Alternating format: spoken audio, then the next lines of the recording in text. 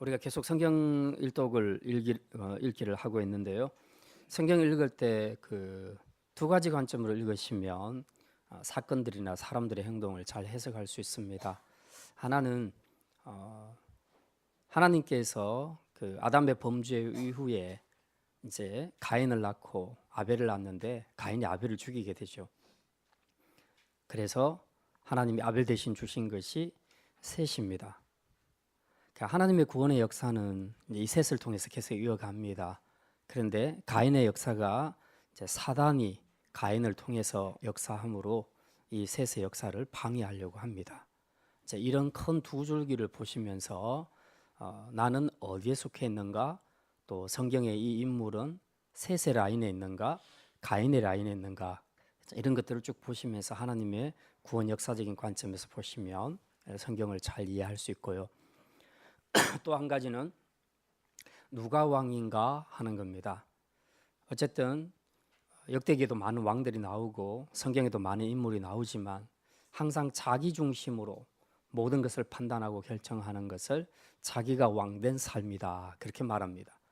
그러나 그게 아니라 하나님이 나의 왕이시다 라는 것을 고백하면서 하나님께 묻고 또 하나님께 기도하고 나가는 사람, 그런 사람은 바로 하나님을 왕으로 모시는 삶이죠.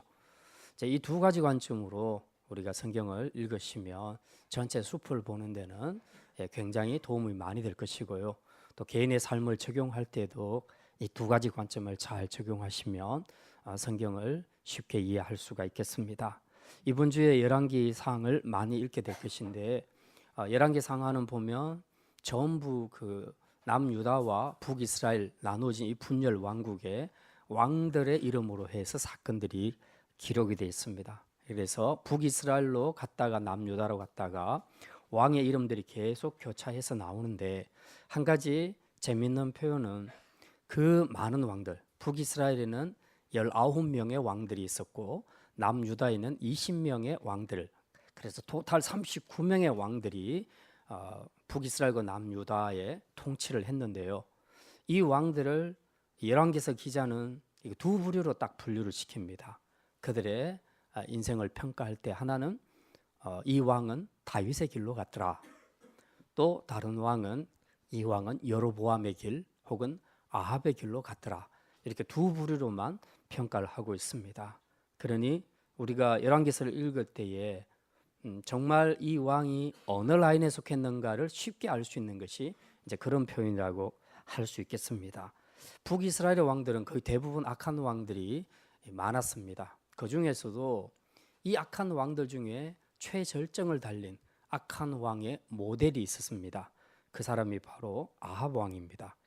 이 아합 왕은 전체 열왕기서 역사에서 상당히 악의 축으로서 굉장히 큰 역할을 감당하게 되는데 열왕기 상에서도 전체 차지하는 분량이 아합의 이야기가 전체 3분의 1이나 차지하고 있는 것을 보면 악의 축으로서 이 열왕기서 기자가 뭔가를 말하고 싶어 하는 것이 있다는 거죠. 많은 악한 왕들이 있는데 다른 왕들은 그냥 이렇게 여로보암의 길로 갔더라 이러고 끝났는데 아합은 엄청나게 많은 장을 할애해서 지금 열왕기서 기자가 아합 왕에 대한 이야기를 하고 있거든요.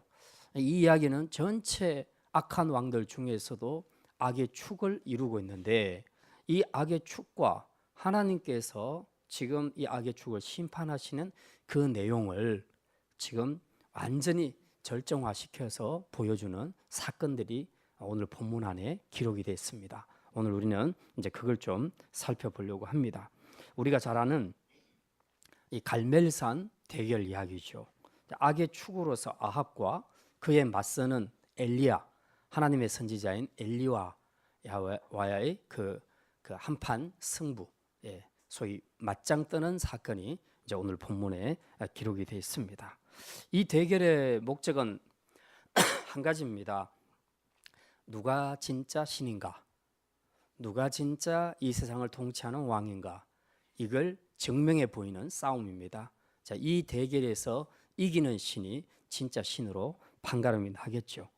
자, 근데 이제 오늘은 이 갈멜살 대결에서 그 승리 이 자체의 목표를 초점을 맞추기보다는 이 대결의 과정에서 드러나는 몇 가지 중요한 영적인 진리들이 있습니다. 오늘 우리는 그 말씀을 좀 생각하려고 합니다. 자, 첫 번째는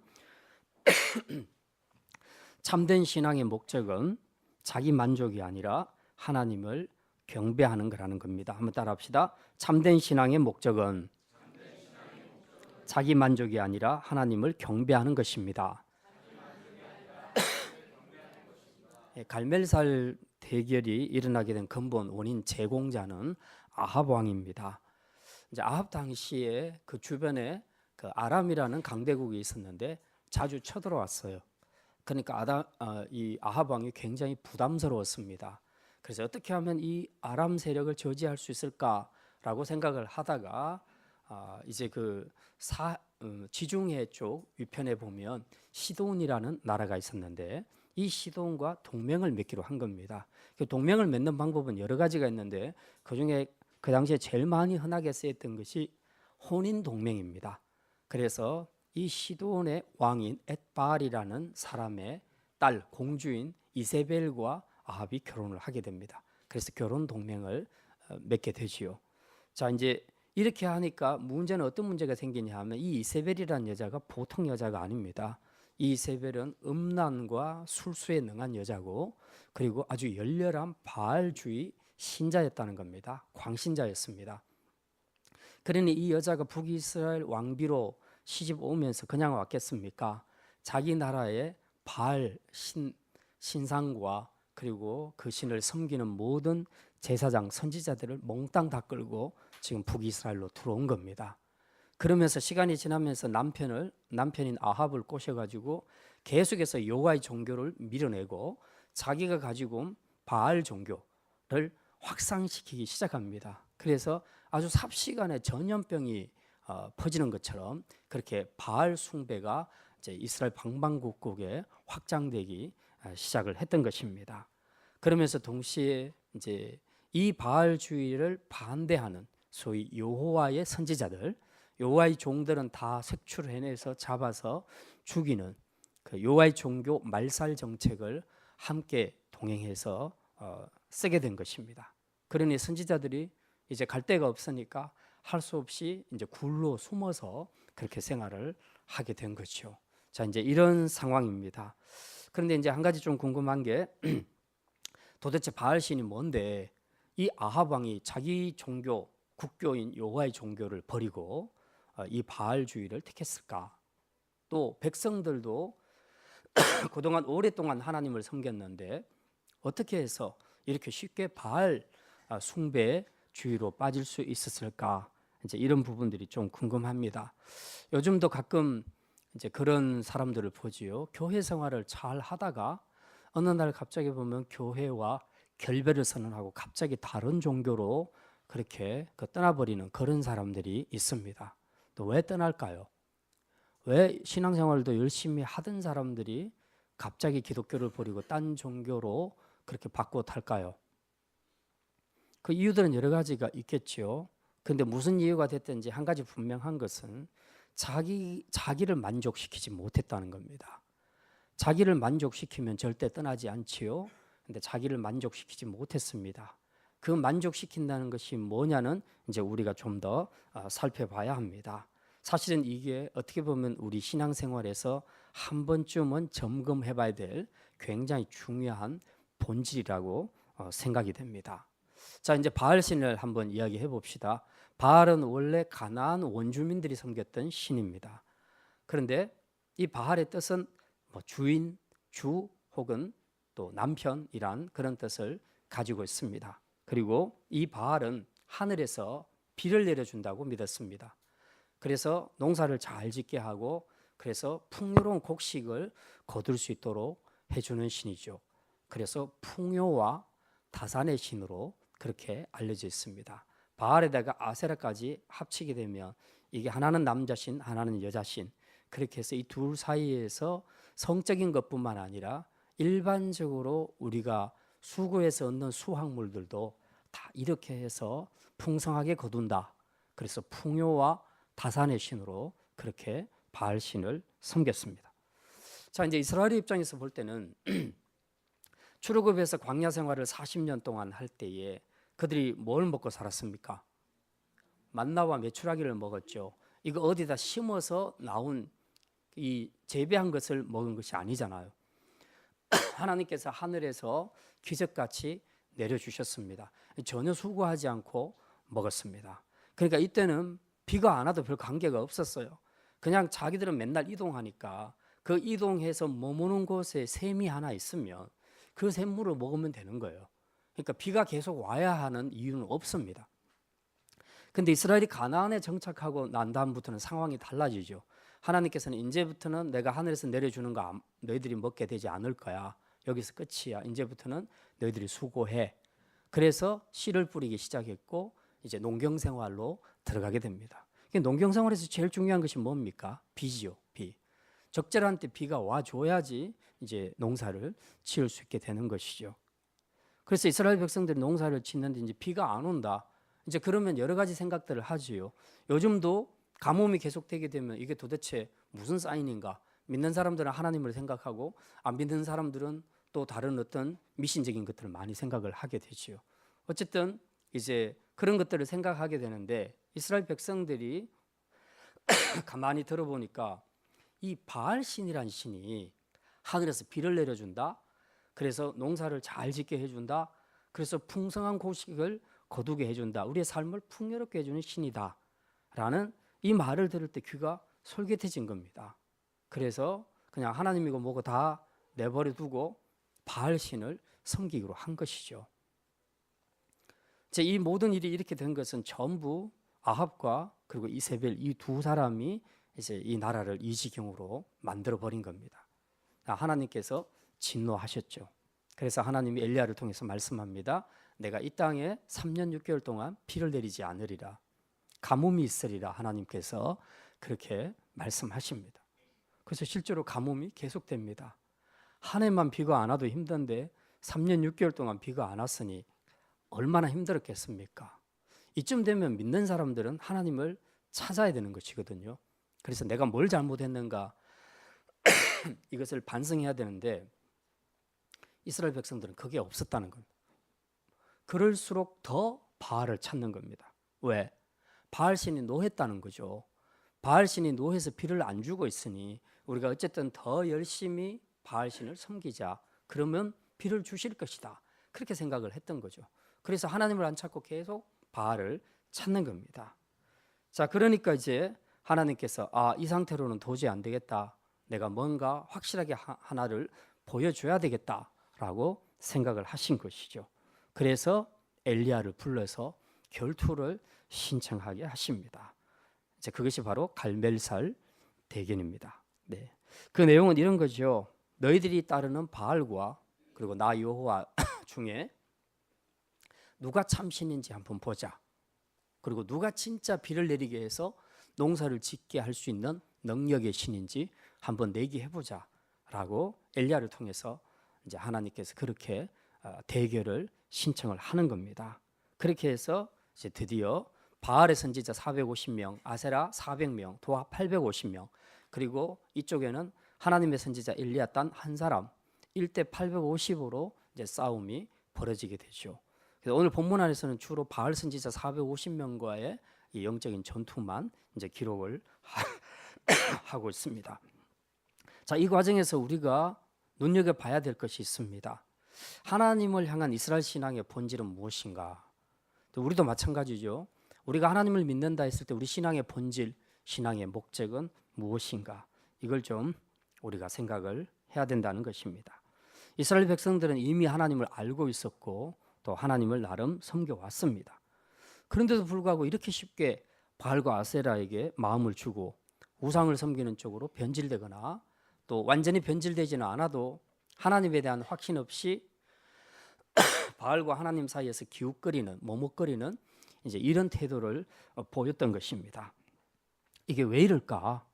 어떻게 해서 오랫동안 믿었던 신앙이 있었음에도 불구하고 우리로 말하자면 모태신앙이 어느 날 왜 하나님에 대한 신앙의 회의를 느끼고 다른 신앙에 기웃기웃거리게 될까 하는 이런 문제와도 일맥상통한다고 볼 수 있는 것이죠.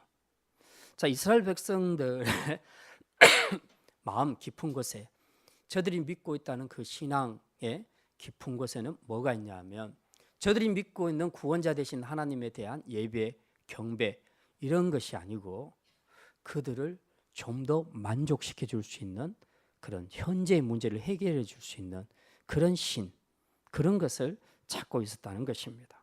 지금보다도 자기의 삶을 더 풍족하게 해줄 그런 신이 없을까라고 생각을 했던 것이죠. 이게 바로 우상숭배라는 겁니다.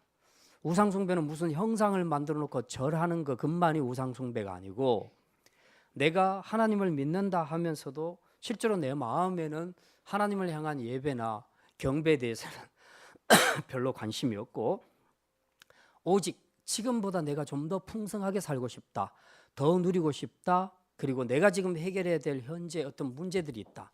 그게 물질의 문제일 수도 있고 건강의 문제일 수도 있고 여러 가지 문제일 수가 있는데 이 문제를 좀 해결받았으면 좋겠다는 거죠. 이제 여기에 온통 초점이 가 있는 겁니다. 그러니까 이 문제를 해결해 주면 내가 이 신을 믿을 것이고 이 종교를 믿을 것이고 만약에 이 문제가 해결되지 않으면 나는 진리고 뭐 내세고 영생이고 이런 건 필요 없어. 이제 이렇게 되는 거죠. 실제로 저희 어머니 쪽 외가 쪽 친척 중에 한 분이 이제 그런 가정이 있었습니다. 예, 좀 불치병에 걸려서 병원에서는 치료가 안 된다고 이제 그렇게 선언이 됐었어요. 그래서 이 사람이 여러 가지 방법을 찾다가 뭐 이제 뭐 절에도 다니고 교회도 다니고 성당에도 다니고 아무튼 다닐 수 있는 데는 다 다녀봤대요. 그래도 안 나았대요. 근데 어느 날 우연히 누가 소개해서 남녀 호령 경교를 들어가게 된 겁니다. 근데 거기서 거짓말같이 병이 나은 거예요. 그러니까 이 사람들은 이제 이거다 하고 붙잡고 온 식구들이 전부 모든 걸 다 올스톱시키고 전 재산 거기에 바치고 그리고 평생을 이제 그 종교를 믿는데 이제 헌신을 하게 됐습니다. 그 이유로는 우리가 아무리 전도를 해도 먹혀 들어가지가 않는 겁니다. 이게 무슨 얘기냐 하면 우리가 신앙생활을 할 때 어떤 종교를 선택하는 기준이 뭐냐, 지금 내가 처한 문제를 이 종교가 해결해 주느냐, 오직 관심이 거기에 가 있습니다. 그러니까 실제로 더 중요한 진리나 영생의 문제 이런 것들은 관심이 없습니다. 그냥 내 문제만 해결해 준다면 2단이든 3단이든 4단이든 관계없다는 거죠. 사입이든 관계없습니다. 내 문제만 해결해 주면 이거 받겠다는 거죠. 그래서 연예인들 중에 상당수가 사단에게 자기 영혼을 파는 그런 가수들이 있습니다. 그래서 아주 슈퍼급으로 판매량이 엄청나게 팔리는 그런 가수들이 우리나라에도 실제로 있었습니다. 이 사람들의 그 뒷이야기를 들어보면 전부 사단에게 자기 영혼을 팔았습니다. 실제로 있었던 일입니다. 그러니 지금 현재 내 문제를 해결해 주기만 한다면 그게 2단이든 4단이든 아무 관계없다라고 생각하고 결정을 해버리는 이런 심리들이 사람들 안에 있다는 것입니다. 우리가 교회 생활하면서 신앙생활하면서 진짜 주의해야 될 것이 바로 이런 것입니다. 우리가 신앙생활하는 목적이 뭐냐, 방향이 뭐냐를 생각할 때에 그 생명의 하나님으로부터 떠나서 내 마음대로 살았던 우리가, 사망의 길로 갔던 우리가 다시 그 하나님과 관계를 회복하고 그분에게 예배하고 그분 안에서 우리가 축복된 삶을 누리는 것, 이것이 우리 신앙의 목표고 방향이 되어야 되는데 그렇게 하지 않고 그건 전혀 관계없이 지금 내 문제, 건강의 문제든 물질의 문제든 사업의 문제든 다 지금 현실의 문제를 해결해 줘야만 된다는 그런 생각을 가지고 있다는 거죠. 그렇게 되면 하나님을 믿어도 하나님은 경배의 대상이 아니고 내 종이 되는 겁니다. 왜? 내 문제를 해결해 주는 해결자가 되어야 된다는 거죠. 그래서 지니와 같은 그런 존재가 돼버리는 것이죠. 이게 진짜 신앙이라고 할 수 있겠냐 하는 것입니다. 물론 하나님도 우리 현재의 문제를 해결해 주십니다. 그런데 우리가 신앙생활할 때 목표가 이게 전부가 되고 이게 우선이 되면 그건 참된 신앙이 아니라는 겁니다. 진짜 참된 신앙은 우리가 하나님의 자녀로 돌아가는 것, 그래서 우리를 창조하시고 구속하신 그 하나님을 예배하고 경배하는 삶 속에서 우리 인간이 어떻게 살아야 할까 하는 그 도리를 따라 살아가는 겁니다. 그 과정에서 필요하면 우리가 하나님께 도우심을 구하면 하나님이 물질의 문제도 건강의 문제도 자녀 문제도 하나님이 해결을 해 주시는 것입니다. 이 우선순위가 바로 가야 되는데 다 거꾸로 가 있다는 겁니다. 이러니까 결국은 현실의 문제, 즉 영적인 바알주의가 우리 안에 들어와서 하나님을 믿는 것 같은데 사실은 내 안에서 보다 나은 그런 풍요와 다상과 번영, 축복 이것만을 기대하는 영적인 바알주의라는 우상을 섬기고 사는 사람들이 교회 안에도 꽤나 많이 있다 하는 것을 우리가 알 수 있습니다. 그래서 오늘 말씀을 통해서 우리도 자신을 한번 정직하게 돌아보고 우리 안에 지금 남아있는 자기 만족을 추구하는 바알주의가 있다면 우리가 이걸 내려놓고 먼저는 그분의 자녀로서 우리가 그분을 경배하면서 그분이 기뻐하시는 뜻대로 사는 것이 우리 삶의 목표가 될 수 있도록 다시 한번 조정할 수 있는 그런 축복의 시간이 되시기를 바랍니다. 두 번째로는요, 우리 사역과 섬김의 목표는 하나님을 드러내는 것입니다. 한번 따라합시다. 사역과 섬김의 목표는 하나님을 드러내는 것입니다. 36절과 37절 말씀, 36절과 37절 말씀 같이 읽습니다. 저녁 소재 드릴 때에 이르러 선지자 엘리야가 나아가서 말하되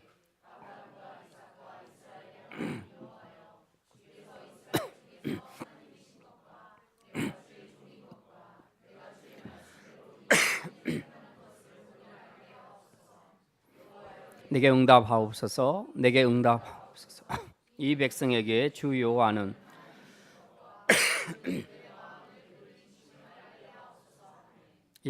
갈멜산에서의 대결은 이렇게 진행됩니다. 이제 각자가 제사하는 방식으로 제단을 다 쌓고 그 위에 나무를 패서 올리고 그 위에 제물 송아지를 잡습니다. 그래서 그것을 각을 떠가지고 올려놓으면 아무것도 하지 않고 가만히 기다리고 있으면 하늘에서 불이 내려와야 됩니다. 불이 내려와서 그 번제물을 다 태워야지 그쪽이 이기는 걸로 지금 그렇게 되어 있습니다. 그래서 먼저 바알 선지자들이 그 일을 먼저 시도를 하죠. 근데 아무리 소리를 지르고 해도 하루가 지나가도록 해가 질 때까지 안 되는 겁니다. 그래서 결국은 이제 포기하고 이제 엘리야가 그 다음 순서로 일을 진행하게 됐죠. 엘리야는 이스라엘 12지파를 상징하는 12돌로 번제단을 쌓고 그리고 그 위에 나무를 패서 놓고 송아지를 각을 떠서 놓고 그리고 거기다 물을 갖다 부어버립니다. 그러니까 이 나무와 제물과 제단 위에 물을 그냥 막 갖다 부어버리는 겁니다. 그리고 주위에다가 도랑을 파가지고 또 엄청나게 물을 갖다 붓습니다. 그래서 물이 막 흐르도록 합니다. 그러니까 전체적으로 이 엘리야가 쌓은 제단에는 물밖에 없는 겁니다. 그냥 수영장에 곰 한 마리가 빠진 것처럼 이렇게 완전히 물이 젖어 있는 상태입니다. 이 하늘에서 불이 와도 금방 꺼질 거 아닙니까? 이렇게 되면. 그리고 있던 불도 다 꺼지게 생겼어요. 근데 엘리야는 그렇게 했다는 겁니다. 왜? 불가능한 가운데서 하나님이 내려주시는 그 불의 응답을 받겠다는 거죠. 마른 장작이 아니고 완전히 젖은 장작, 완전히 젖은 제단 위에 하나님이 정말 불을 내려서 이게 꺼지지 않고 태울 수 있겠는가? 이게 관심사인데 이걸 보여주겠다는 거죠. 그렇게 해서 하나님 앞에 기도합니다. 자, 그런데 엘리야가 기도할 때 오늘 36절과 37절을 읽었는데요. 그 하반절에 보게 되면 기도의 핵심이 전부 어디가 있습니까? 하나님 이걸 통해서 이스라엘 중에서 하나님이신 것을 보여주십시오. 내가 주의 종인 것을 보여주십시오. 내가 내 뜻대로 하는 것이 아니라 주님의 말씀대로 이 모든 일을 행하는 것을 알게 하옵소서.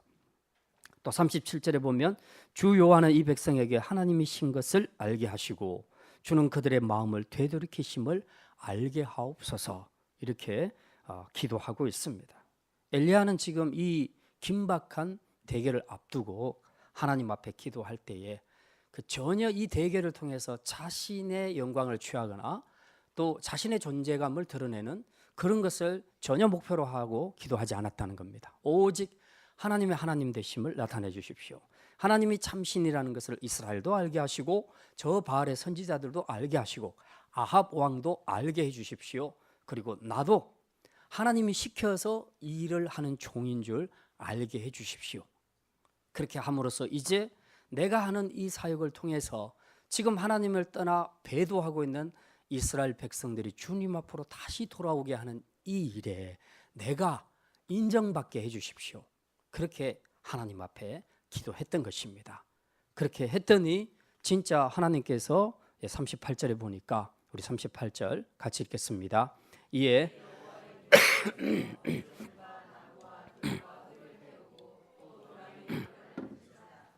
예, 여기 보니까 하늘에서 불이 내렸는데요. 지금 흠뻑 젖어 있는 번제물, 나무, 돌, 흙 그리고 심지어 도랑에 가득한 물까지 다 핥아버렸습니다. 얼마나 불길이 강한지 뜨거운 불길이 와서 이걸 다 핥아버려서 여기 언제 물이 있었느냐 할 정도로 흔적도 없이 하나님께서 이렇게 응답을 해주신 것을 우리가 알 수 있습니다. 완전히 불가능한 상황에서 하나님은 완전한 기적을 보여주셨는데 결국 이것이 의미하는 것이 뭡니까? 이건 사람으로서는 못한다. 아무 신도 못한다. 오직 하나님만, 살아계신 전능하신 하나님만이 하실 수 있는 것이다 하는 것을 지금 확실히 보여주고 있습니다. 그래서 이 상황을 지켜보고 있던 이스라엘 백성들이 어떻게 고백합니까? 자, 이번 주 요절 말씀인데요. 자, 39절 같이 읽겠습니다. 모든 백성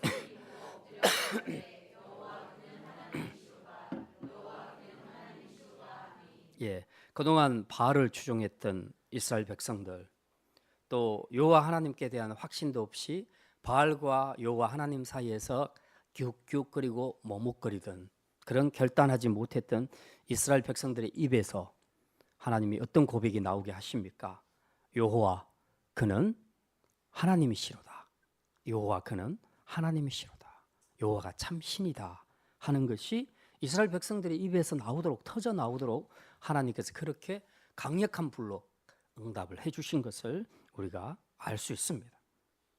이처럼 그 사역자가 해야 할 일은 자신의 사역을 통해서 여호와가 누구신지를 드러내는 것이 중요합니다. 하나님의 영광을 드러내는 것이 사역자가 해야 할 일이라는 것이죠. 오늘 우리가 하나님의 교회를 섬길 때 꼭 기억해야 될 것은 바로 이것입니다. 내가 하고 있는 사역과 섬김을 통해서 그 성공의 열매를 통해서 나를 보여주고 나의 존재감을 인정받는 것이 아니라 하나님을 보여주고 하나님의 살아계심과 일하심과 역사하심과 그 은혜를 보여주는 것, 그것이 바로 섬기는 일꾼들이 가져야 할 태도다 하는 것을 우리에게 분명히 보여주고 있습니다. 그래서 사도 바울은 이렇게 말하지요. 너희가 무엇을 하든지 먹든지 마시든지 다 주의 영광을 위하여 하라. 그렇게 말씀합니다. 바라기는 우리 교회 안에도 엘리야처럼 이런 겸손한 사역자들이 많이 있어서 정말 능력의 하나님이 일하시는 것을 보는 그런 일꾼들이 더 많이 세워지기를 주님의 이름으로 축원합니다. 마지막 세 번째입니다. 하나님은 숫자보다 진리편에 있는 한 사람을 사용하십니다. 한번 따라합시다. 하나님은 숫자보다 진리편에 있는 한 사람을 사용하십니다. 예, 하나님은 엘리야의 간절한 기도를 들으시고 불러서 응답하셨습니다. 결국 엘리야 한 사람이 이 바알 선지자들과 싸워서 850대 1로 450대 1로 싸워서 승리한 겁니다. 자, 승리했더니 이제 승기를 잡았죠. 이제 엘리야가 뭐라고 말합니까? 40절 같이 읽습니다. 엘리야가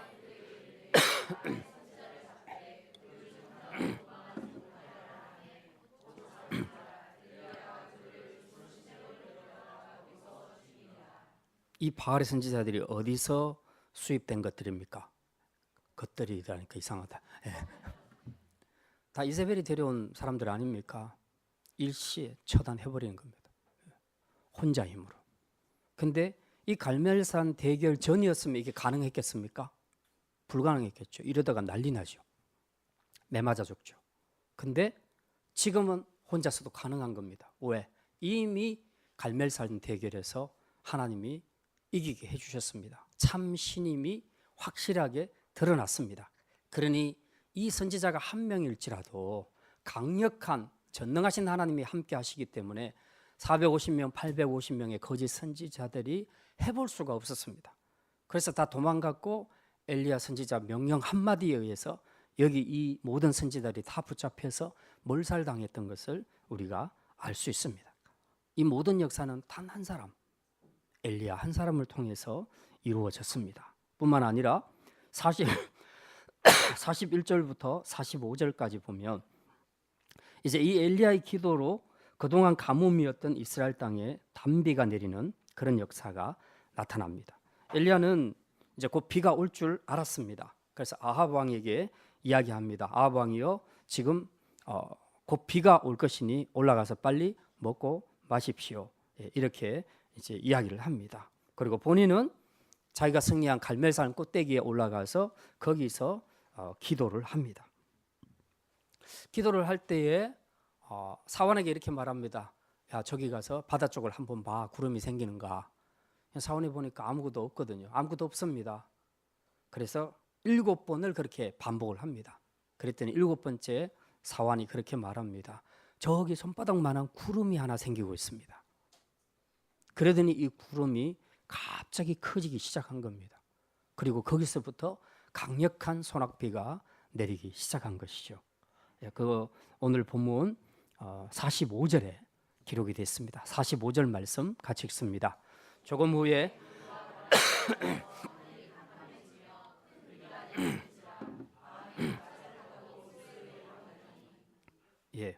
엘리야 한 사람 기도입니다. 이 한 사람의 기도에 하늘에 없던 구름이 생겨나고요. 이스라엘에 3년 6개월 동안 비가 오지 않았던 이 땅에 하나님께서 큰 소낙비를 내려주신 것입니다. 갈멜산 대결에서 승리하신 하나님께서 이제 하늘에 없던 구름을 만들어내시고 비를 내리심으로써 이제는 진짜 비를 주관하고 농사를 짓도록 해주는 신은 바알이 아니라 나다 하는 것을 하나님께서 확실하게 지금 보여주고 계십니다. 그리고 이 비의 역사도 갈멜산 대결의 승리의 역사도 결국은 하나님은 여러 사람을 들어서 승리하신 것이 아니라 단 한 사람을 통해서 일을 하셨습니다. 엘리야 한 사람이 강력하게 중보기도 했더니 하나님께서 하늘에 구름을 만드시고 그 구름에서 비가 쏟아지도록 해주셨던 것을 우리는 알 수 있습니다. 하나님은 숫자로 일하시는 분이 아니라는 것입니다. 단 한 사람이라도 하나님은 진리의 편에 선 사람과 함께 일하시는 분이심을 믿으시기를 바랍니다. 그래서 엘리야는 한 사람이었지만 450명, 850명과 싸워서 이겼습니다. 그리고 아합 왕과의 싸움에서도 이겼던 것입니다. 19장 14절에 보면 엘리야가 갈멜산에서 승리하고 난 이후에도 이세벨이 그 패전 소식을 듣고 두려워하는 것이 아니라 더 강하게 나오죠. 그래서 엘리야에게 사신을 보내서 그렇게 말합니다. 오늘 내가 데리고 온 선지자들을 죽였던 것처럼 너도 똑같이 죽게 될 것이다. 그렇게 선전포고를 하죠. 그때 엘리야가 갑자기 두려움이 엄습해서 이제 도망을 하게 됩니다. 이때 하나님과 주고받는 대화 속에서 이제 이런 내용이 나옵니다. 우리 오늘 본문은 아니지만 19장 한 장 넘겨서 19장 14절 말씀 마지막으로 이 한 절만 봅니다. 14절 같이 읽습니다. 그가 대답하되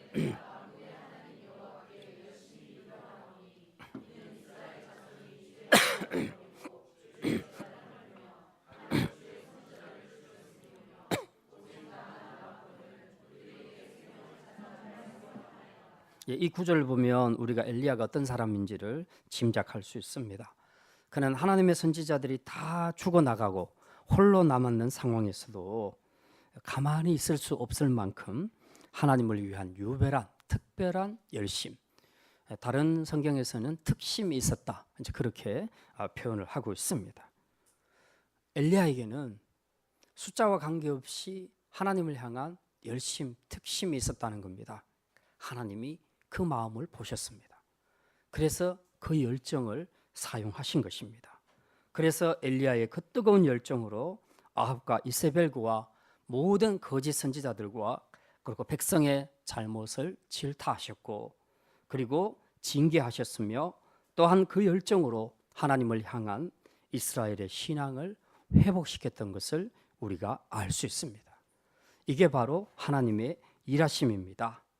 오늘 저와 여러분이 하나님과 세상 앞에서 아무런 힘도 못 쓰는 수만 잔뜩 있는 그런 일꾼들이 아니라 정말 하나님 앞에 귀하게 쓰임받는 단 한 사람 신실한 일꾼, 충성스러운 일꾼, 용맹스러운 군사가 되어서 우리가 진리의 편에 선다면 하나님께서는 여러분 한 사람을 통해서 강력한 주의 나라를 세워가실 줄 믿습니다.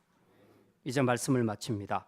갈멜산 대결이 우리에게 주는 영적인 교훈은 분명합니다. 첫째, 참된 신앙의 목적은 자기 만족이 아니라 하나님을 경배함에 있다.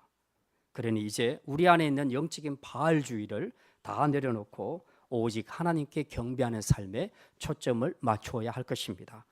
둘째는 우리의 사역과 섬김의 목표는 하나님이 참 신이라는 것과 그분의 영광을 드러내는 데 있다는 겁니다. 절대로 내 존재감과 내 영광을 추구하는 것이 내 섬김과 사역의 목표가 아니라는 것을 우리가 기억하고 언제나 겸손하게 주님만을 드러내는 일꾼들이 되시기를 바랍니다. 마지막으로 하나님은 숫자보다 진리 편에 선 한 사람을 사용하시는 분입니다. 이 땅에서 우리가 믿음의 생활을 할 때 홀로 남는 선지자, 외로운 선지자, 고독하게 싸우는 선지자가 되는 것을 두려워하지 말고 당당하게 바알에게 무릎 꿇지 않은 최후의 남은 한 사람이 되어서 용감히 진리의 편에 선자가 될 때에 엘리야처럼 많은 사람들에게 하나님의 살아계심과 역사하심을 보여주어 승리하는 믿음의 용사로 살아갈 수 있기를 주님의 이름으로 축원합니다. 기도합니다. 하나님, 갈멜산 대결을 통해 우리 믿음의 본질을 다시 한번 점검하게 하시니 감사합니다. 이제 내 안에 남아있는 자기 만족을 추구하는 바알주의를 내려놓고 오직 하나님께 경배하며 그분의 뜻을 따라 사는 삶에 초점을 맞추는 성숙한 믿음의 성도가 되게 하여 주시옵소서. 또한 내 사역에서 얻게 되는 승리와 열매를 통해 내 존재감과 내 영광을 추구하는 자가 아니라 철저히 하나님과 그분의 영광만을 드러내는 겸손한 일꾼 되게 하여 주시옵소서. 무엇보다도 이 땅에서 믿음의 생활을 할 때 홀로 남는 선지자 되기를 두려워하지 말고 당당히 바알 앞에 무릎 꿇지 않는 최후에 남은 한 사람으로 서는 것을 기뻐하며 끝까지 진리 편에 서므로 하나님이 우리 가운데 일하심을 체험하는 단 한 사람의 신실하고 용맹스러운 영적인 군사로 살게 하여 주시옵소서. 감사드리며 이 모든 말씀 우리 주 예수 그리스도의 이름으로 기도드립니다. 아멘.